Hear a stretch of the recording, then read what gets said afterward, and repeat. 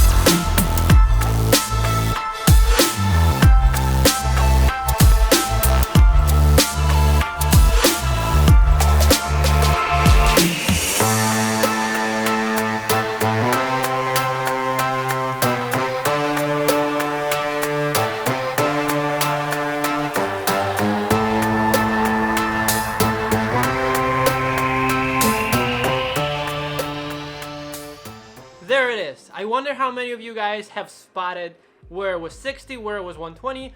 To me, it's kind of hard to differentiate. I always thought 120 is such a big deal, but I learned that in regular life, when you use 120 frames per second, it doesn't make a big difference. For example, if you would just shoot a product, right? Let's say an iPhone, and I would shoot slow movement, pan or whatever of the product in 120, and then I would do it in 60. You can't tell the difference. I mean, at least to me, because let's say if I would shoot in 60, I would go slow, and if I go the same speed with 120, it just looks way too slow, and it doesn't even look that cool because it's too slow, if you know what I mean. But if you're shooting action, sports, rocks flying around, all this kind of cool stuff, water drops, 120 does make a big difference, and I even like to slow it down even more, make it 240 frames per second, and a lot of times you can actually spot the difference. You can do it in Premiere and smooth it out. It doesn't look that bad. As long as there are not that many details in the shot, it looks just fine. So in my opinion, there are different uses of 60 and 120, and not all the time you have to shoot in 120, especially with the R5. The files are gigantic. It's hard to deal with it. I always have to create proxies. You have to have like a super powerful NASA machine to be able to even play back these files. So that was just my 2 cents, because I always thought that I need 120 to be able to create cool content, to be able to create cool slow motion. But sometimes you can just shoot slower and it's gonna have the same effect. So if I would shoot in 60 frames per second, but if I would go slow, it would look like 120. But there are times, like I said, with doing action, sports, water, rocks, all these kind of cool things, where you wanna show them moving slower and you wanna capture those details, where 120 do come into play. And it's really important to not just go crazy about 120 and just shoot everything 120 because wow, you got 120, but it doesn't make sense. When I shot a power bank commercial and I shot some videos 120 of just the product by itself sitting on the side of the rock, and I mean, it looks ridiculous. Like, you don't need it that slow. And in the same clip I shot at 60, it looks just fine. It's smooth and more pleasing for the eye, at least in my opinion. Let me know what you guys think. Let me know if you even spotted a difference. I would like to hear your opinion.